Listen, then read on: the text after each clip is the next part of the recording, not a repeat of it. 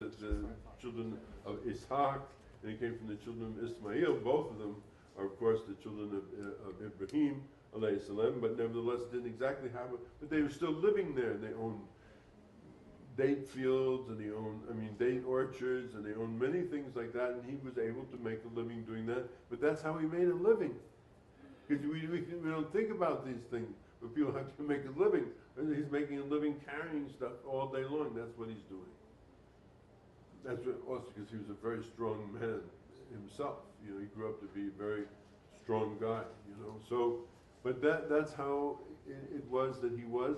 But at the same time, he's constantly getting, as the Prophet ﷺ gets alhamdulillah, gets this knowledge and everything like that. He's absorbing this knowledge in a way that nobody else could absorb this knowledge, because he's there all the time. He sees everything that happens, everything that takes place, so the knowledge is coming into him. And so the mother of her father marries his cousin, or what you might even say his adoptive son, but we don't have adoption in Islam because people have to know who their parents are, but somebody who's actually grown up with them, there's a union that takes place between them. So here's the young man who's grown up in the house, who knows everything that's going on, who knows all of this thing, who's now married to the mother of her father. And in turn they have these two children. And then at a certain point, there's a large Christian population in Arabia, in the southern part of Arabia, in Yemen, Najran.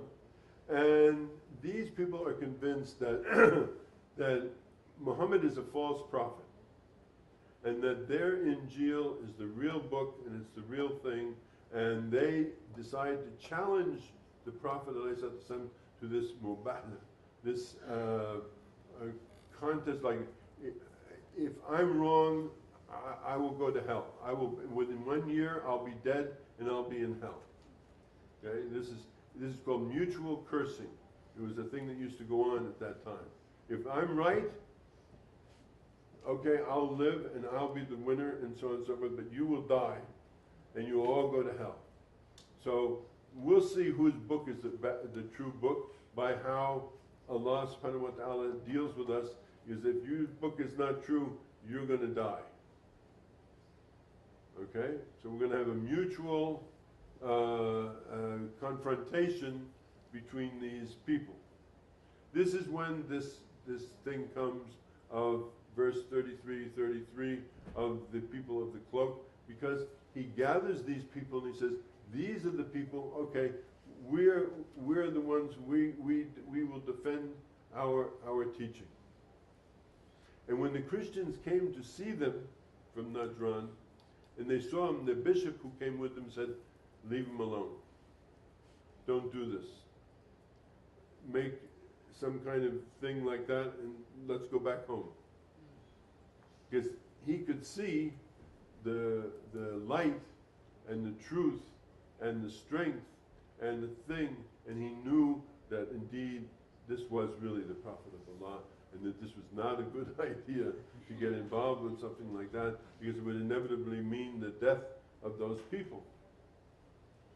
So that's who these people were. That is where this comes from.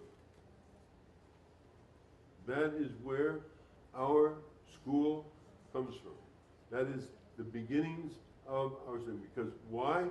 When the Prophet ﷺ, as I said, died, people looked for, as I tried to explain, a political solution to the problem. It's a growing community.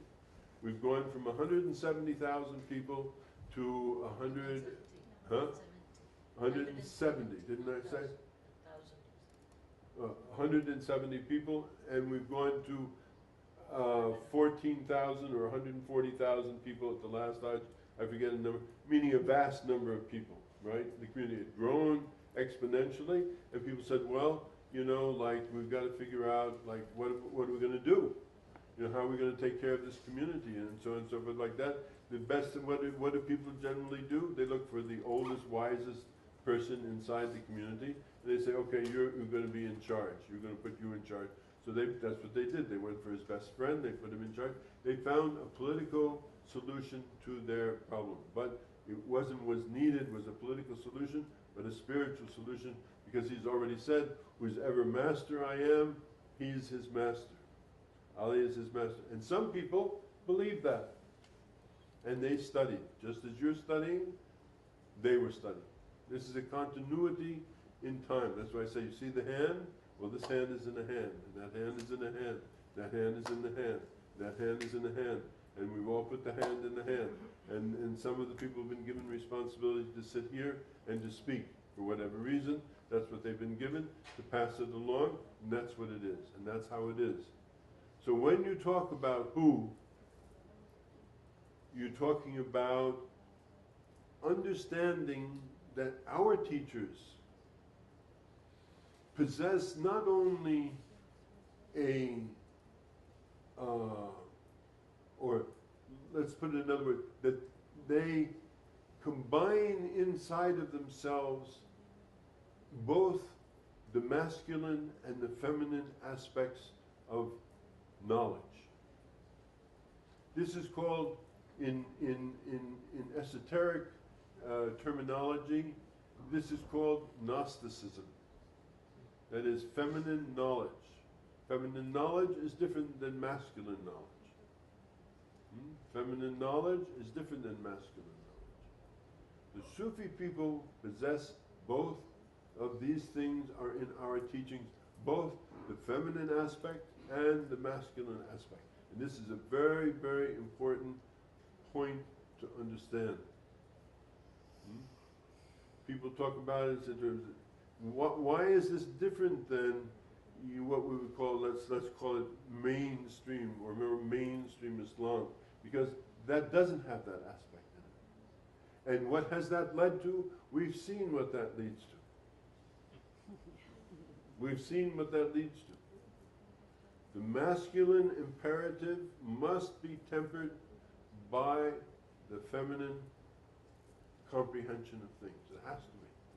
The two things must come together, and they must be inside of one person. If that person is to teach successfully, those two aspects, both the masculine and the feminine, have to be in it. That's what determines the difference between Sufi teaching, what we call Sufi teaching, and I use that word, we can call it tasawwuf, we can call it Sophiology, we can call many different things, but what it is, what we can say about it is that it is both, has in it both the masculine and feminine realities.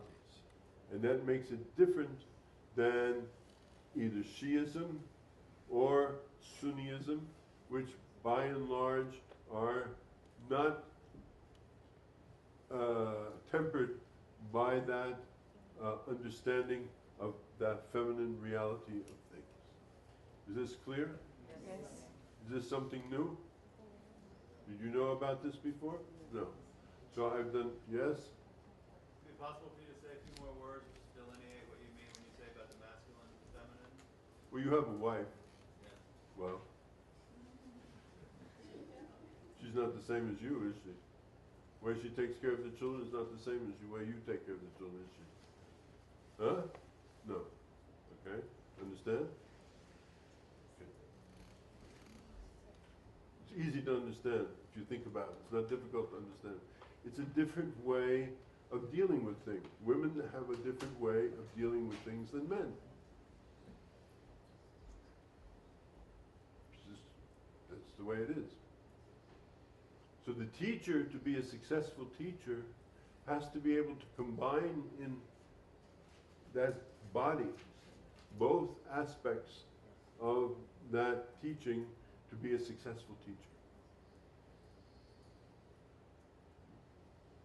Both of those things have to be present inside.